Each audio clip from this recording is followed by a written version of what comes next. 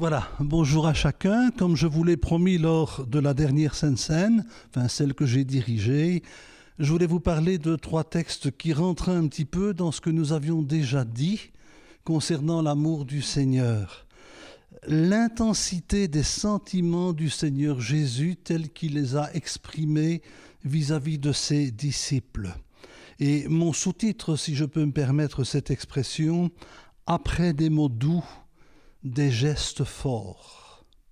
Après des mots doux, des gestes forts. Donc, lors de ma dernière prédication, il y a quelques semaines, je vous parlais de ces mots doux de notre Seigneur, pour vous, pour moi, et de l'importance, bien entendu, de les chérir dans notre cœur. Souvenez-vous un petit peu de cette diapositive où je médite sur ces noms. Il te connaît par ton nom. Les cheveux de ta tête sont comptés. Ton nom est gravé sur la paume de ma main. Tu es la prunelle de ses yeux. Et pour nous rassurer, il prend soin des oiseaux du ciel et des fleurs des champs. Et cela veut très bien dire qu'il prend soin de nous. Alors, en suivant donc cette même logique, j'aimerais vous parler donc de ces gestes forts que Jésus a eus envers ses disciples. Et dans l'absolu, c'est aussi vis-à-vis de nous, envers nous. Et mon idée maîtresse de ce matin, ou de ce soir pour ceux qui m'écoutent en soirée, un amour si fort engendre des comportements forts. Un amour si fort engendre des comportements forts. Et je ferai un pas de plus aujourd'hui. L'amour de Christ, et je vais reprendre Romains 5,5, l'amour de Christ qui est répandu dans nos cœurs par le Saint-Esprit, nous pousse-t-il, nous aussi, à avoir des gestes forts vis-à-vis de ceux qui nous entourent. Ça, c'est votre réponse à vous, à l'amour que Christ vous a témoigné. Nous allons effleurer 3 tranches de vie de Jésus et en tirer la substance pour notre réflexion.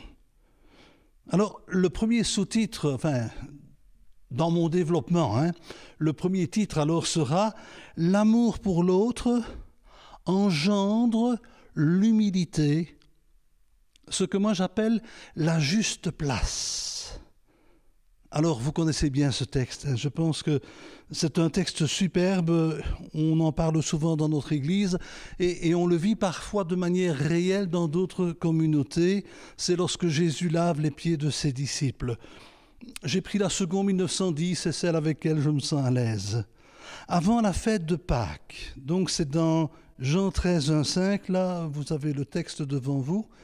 Avant la fête de Pâques, Jésus, sachant que son heure était venue de passer de ce monde au Père, et ayant aimé les siens qui étaient dans le monde, mit le comble à son amour pour eux.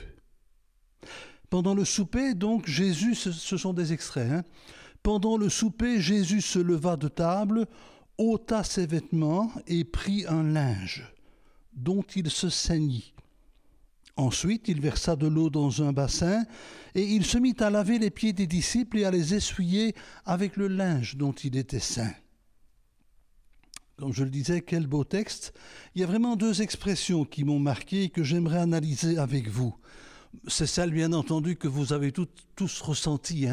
Jésus mit le comble à son amour pour eux. Alors, en feuilletant un peu dans les différentes versions, on a les différentes facettes du sens. Par exemple, la seconde 21, Jésus les aima jusqu'à l'extrême. La colombe dira, Jésus les aima jusqu'au bout. La Bible en français courant, Jésus les aime jusqu'à la fin. Ou bien la semeur, c'est pourquoi Jésus donna aux siens une marque suprême de son amour pour eux. La parole vivante, celle qui m'a marqué le plus, il leur donne une preuve suprême de l'amour dont il les avait toujours aimés. Donc ce n'est pas simplement une notion de pinacle, c'est une notion d'un amour suivi avec une même intensité. Alors pour nos amis anglophones, là j'ai bien aimé la NIV et vous me pardonnerez l'accent, It was just before the Passover feast. Jesus knew that the time had come for him to leave this world, and go to the Father. Having loved his own who were in the world, he now showed them the full extent of his love. The full extent of his love. Donc, il y a vraiment deux définitions, celles qui veulent marquer un sentiment de fin, donc jusqu'à la mort à la croix peut-être, ou il y a bien plus que cela. C'est-à-dire jusqu'au fin fond de tout ce qu'il peut aimer. On n'a pas une limite de temps, on n'a même pas de limite d'espace. Jésus les a aimés jusqu'à l'extrême. Sans vouloir vous offusquer, j'espère. Je pense que tout le monde connaît bien Yves Duteil. Il y a plusieurs chansons que j'aime fredonner ou que j'aime écouter dans la voiture. Il y en a une qui est peut-être moins connue, mais qui est profonde. C'est celle qui s'intitule « Je t'aime ». Au début, je n'avais pas tellement compris, parce qu'on roule, on ne fait pas attention, qu'il parlait à sa petite fille. À sa petite fille qui se posait des questions. Alors, je ne vais pas vous le chanter, allez écouter ça sur Internet, c'est superbe. Hein, mais là, je vais vous lire le texte, du moins des 2 premiers couplets. Voilà ce qu'il écrit. « Si jamais tu me demandes jusqu'où je t'aime, et si quand tu seras grande, on s'aimera quand même, s'il fallait que je te dise tout mon amour, même en ouvrant les bras, ça ne suffirait pas. Moi, mon amour pour toi, je crois bien qu'il va jusqu'au bout du monde et de la mer, et du soleil, et jusqu'au bout des étoiles, d'où l'image que je vous ai mise ici, au-delà du fond des galaxies, dans l'infini de l'univers sidéral, aussi loin que porte le regard de mon cœur, jusqu'au bout du ciel et jusqu'au fond du bonheur, écoutez, je t'aime aussi loin. Quelle expression! Je t'aime aussi loin que tu puisses regarder, mon amour va jusque-là. Mes amis, merci à Yves Duteil pour la formule, mais Dieu nous aime aussi loin. Dieu nous aime aussi loin. Ensuite, la deuxième remarque que j'aimerais faire par rapport au texte, Jésus se leva de table, ôta ses vêtements, il prit un linge dont il se ceignit. Alors là, la traduction nous fait un petit peu défaut, parce qu'on ne ressent pas le sens réel du texte.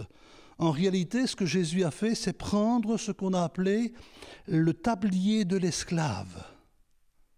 Le tablier de l'esclave. C'est un tissu de lin, donc un tablier, que les serviteurs portaient pour accomplir leurs tâches. Alors, selon la coutume, je vous explique simplement, lorsqu'après une marche relativement longue, les gens arrivaient dans la maison où on les avait invités, pour ne pas les laisser dans la poussière de la route, eh bien, on rafraîchissait les pieds. Donc on retirait les sandales, on faisait couler de l'eau et puis on essuyait. Et vous avez tous vécu ça après une longue marche, mettre ses 2 pieds dans de l'eau froide, qu'est-ce que ça peut faire du bien? C'était le but de l'opération.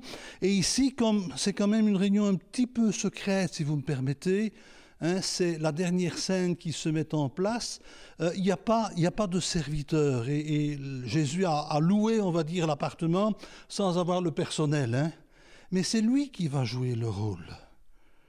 Donc c'est cette tâche humiliante de laver les pieds que Jésus fera avec amour pour ses disciples. Lui, leur rabbi. Lui, leur rabbi.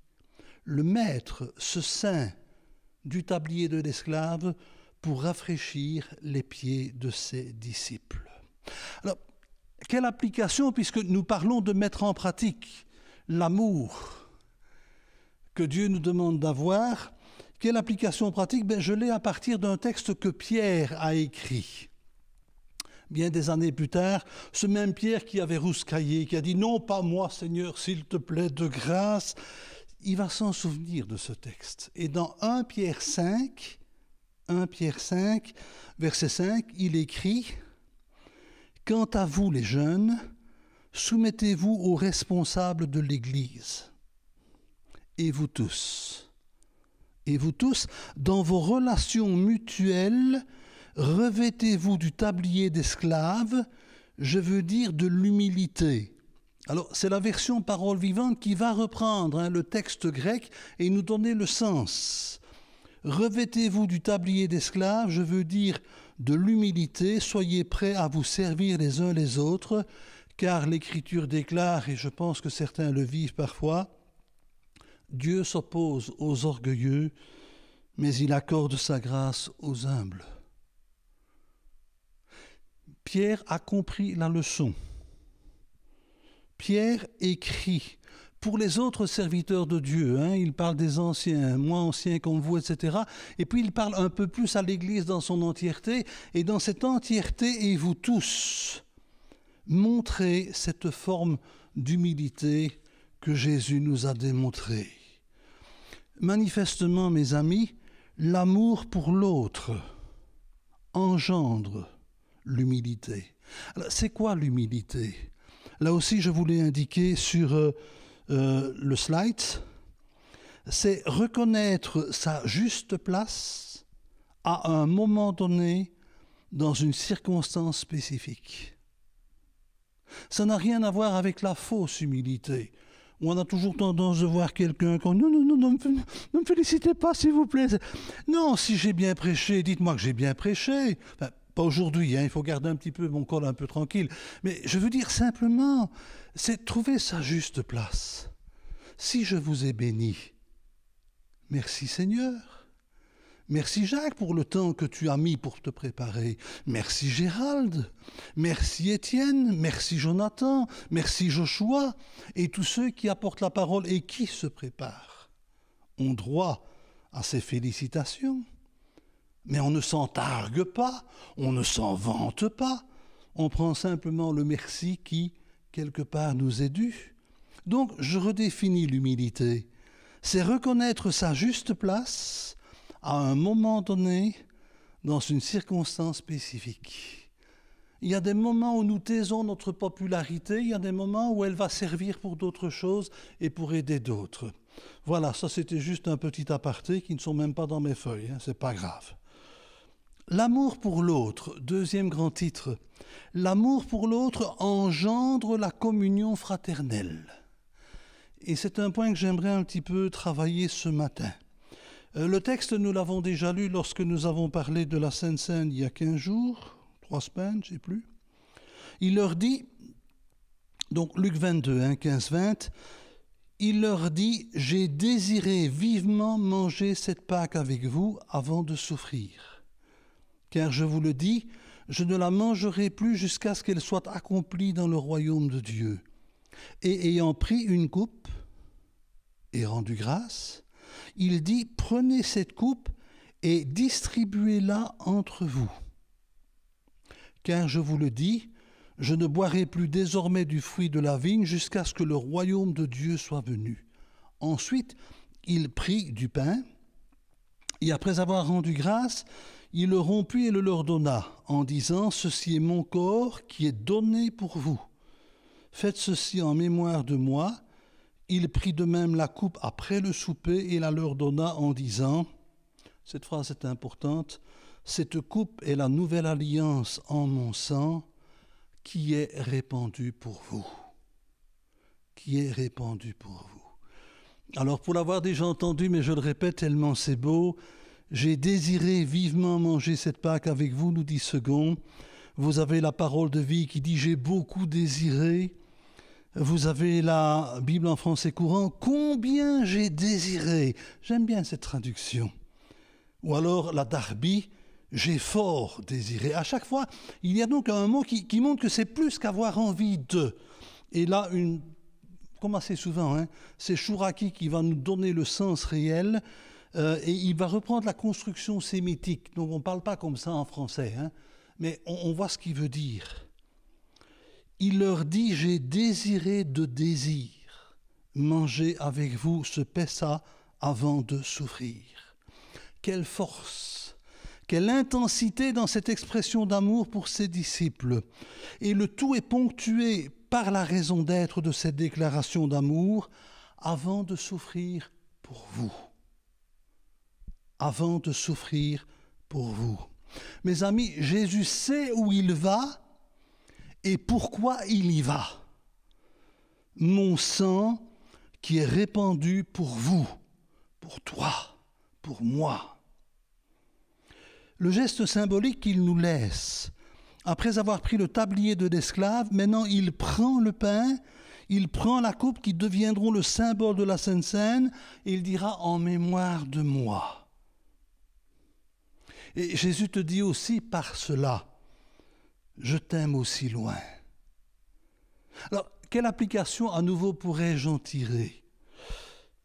La Sainte Seine, mes amis, est un moment particulier et privilégié dans la vie d'une Église, car elle permet de partager une expression commune de reconnaissance à notre Sauveur pour sa mort à la croix, pour chacun d'entre nous.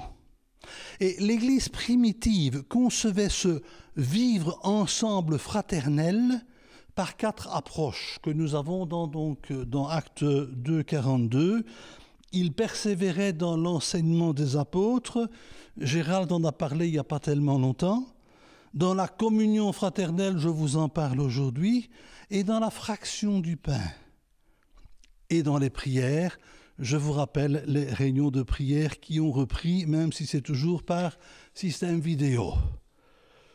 Et pourtant, lorsque Paul écrit son fameux chapitre 11 de 1 Corinthiens, qui explique la manière dont il concevait la scène, il doit hélas faire un reproche. Je le résume. Ce qui aurait dû les unir a servi de terrain de désunion. Comprenez ? Ce qui aurait dû les unir a servi de terrain de désunion. Un peu plus tôt dans le chapitre, avant qu'il ne parle de la Sainte Seine, il dira, enfin avant qu'il ne décrive la liturgie de la Sainte Seine, il dira « Lors donc que vous vous réunissez, ce n'est pas pour manger le repas du Seigneur, car quand on se met à table, chacun commence par prendre son propre repas, et l'un a faim tandis que l'autre est ivre. N'avez-vous pas des maisons pour y manger et boire? Ou méprisez-vous l'Église de Dieu et faites-vous honte à ceux qui n'ont rien? Que vous dirai-je? Vous louerai-je? En cela, je ne vous loue point. Qu'est-ce qui se passe dans cette église de Corinthe? On sait qu'il y a pas mal de problèmes. Heureusement qu'on a ces épîtres pour la comprendre et se rendre compte que l'église parfaite, ça n'existe pas. Mais là, il y a quelque chose qui tracasse quand même. À ce moment-là, les agapes étaient vécues juste avant la Sainte Seine. Donc tout le monde se réunissait, chacun prenait son petit panier avec soi et normalement on mettait tout sur une table commune pour que les gens se servent dans les plats des autres et puissent vivre un temps de fraternité.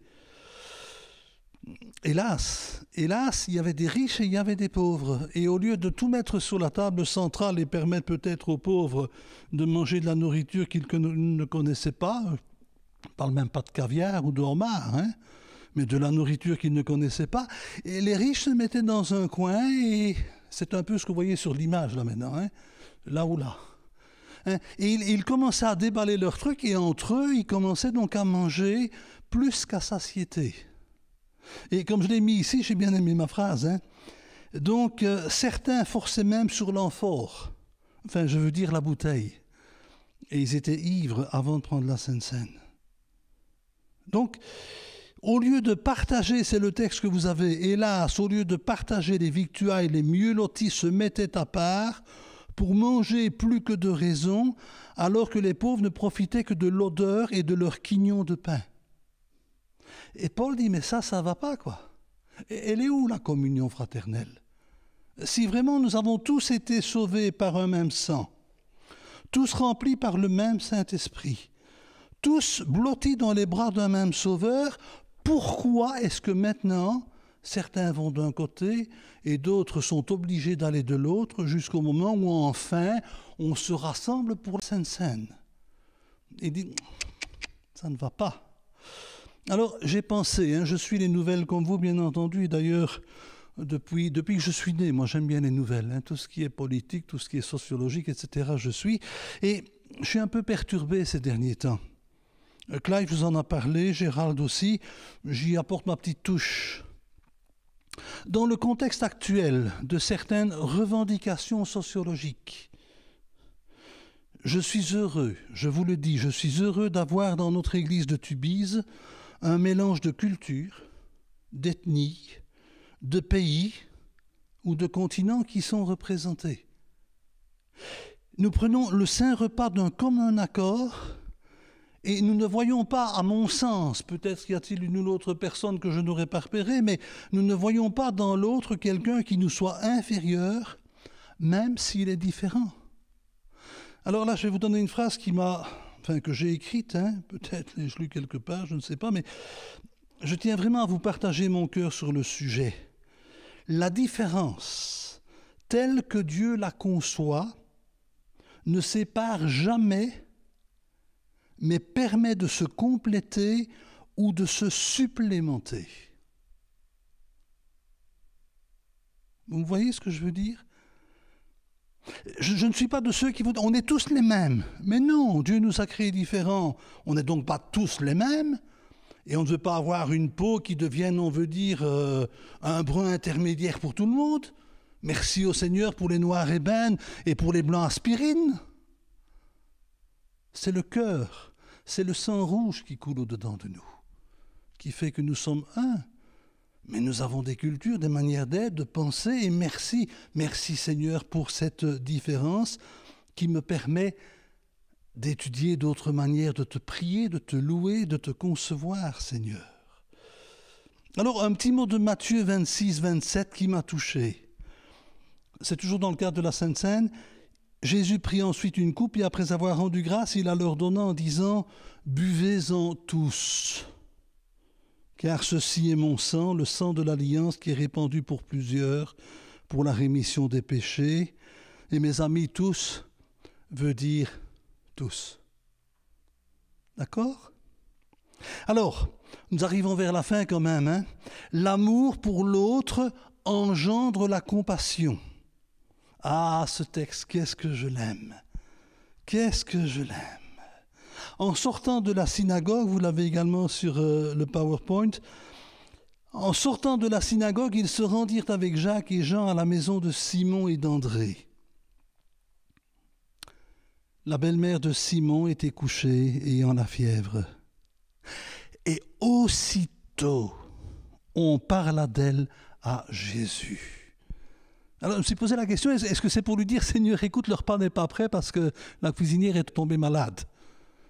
Ou est-ce qu'il y a un intérêt pour cette belle-mère qui joue un rôle dans la maison et tout le monde est triste parce qu'elle est sur sa couche ?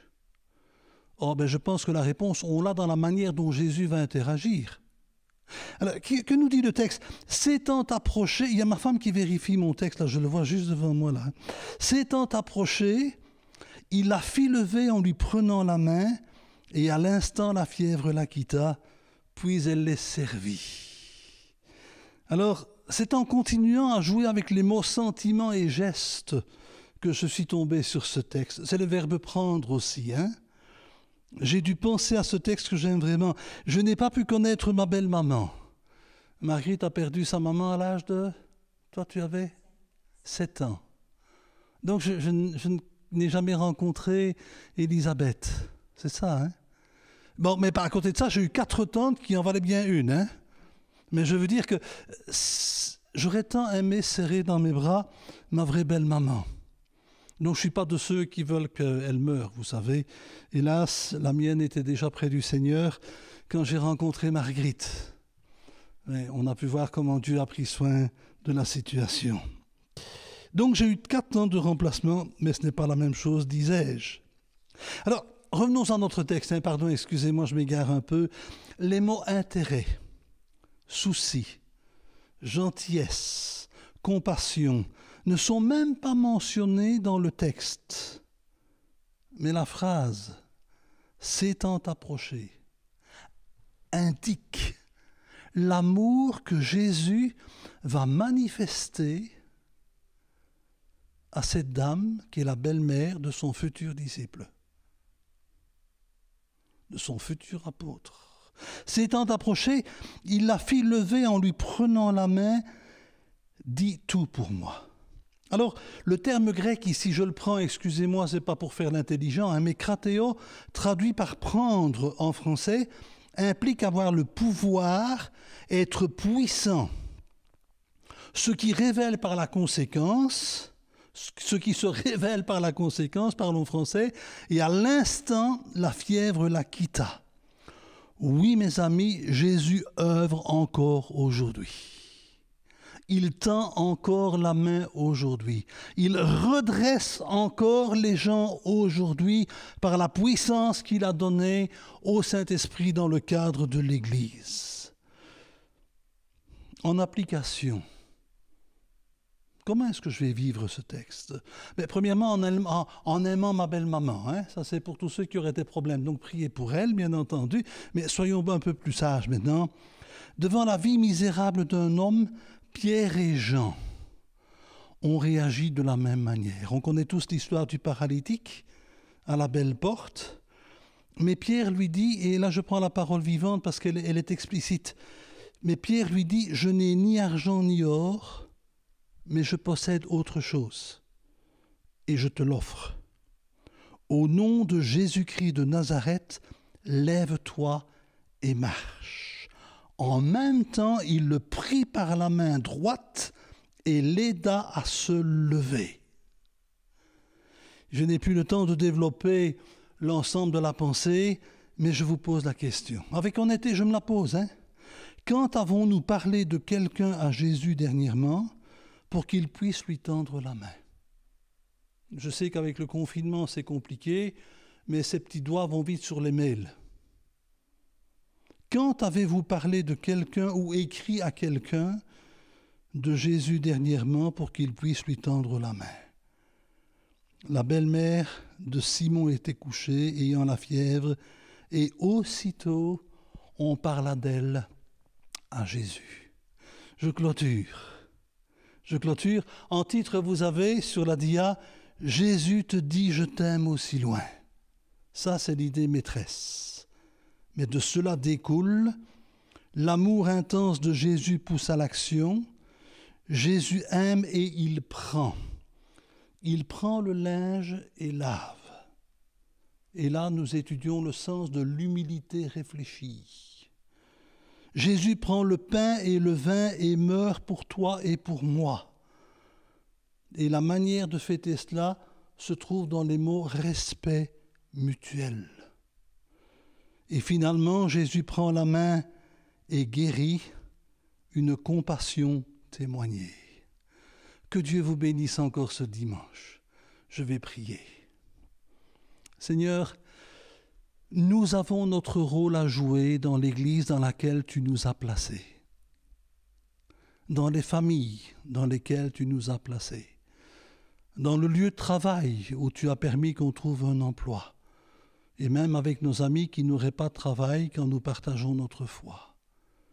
Seigneur, nous sommes au bénéfice de mots doux, nous sommes aussi au bénéfice de gestes forts, de ta part. Seigneur, Paul disait à un moment donné que nous avons été consolés pour pouvoir consoler. Seigneur, ce n'est pas le premier but de la consolation, mais de là doit découler que je deviendrai un consolateur. Alors Seigneur, est-ce que tout cet amour dont tu m'inondes ne devrait pas créer en moi l'envie de bénir autour de moi? Donne-moi d'aimer par ton Saint-Esprit comme toi tu as aimé. Seigneur, permets-moi cette humilité réfléchie, de ne pas vouloir écraser l'autre parce que. Donne-moi, Seigneur, ce respect mutuel, de mettre la main dans le plat avec quelqu'un qui n'a pas les mêmes coutumes que moi.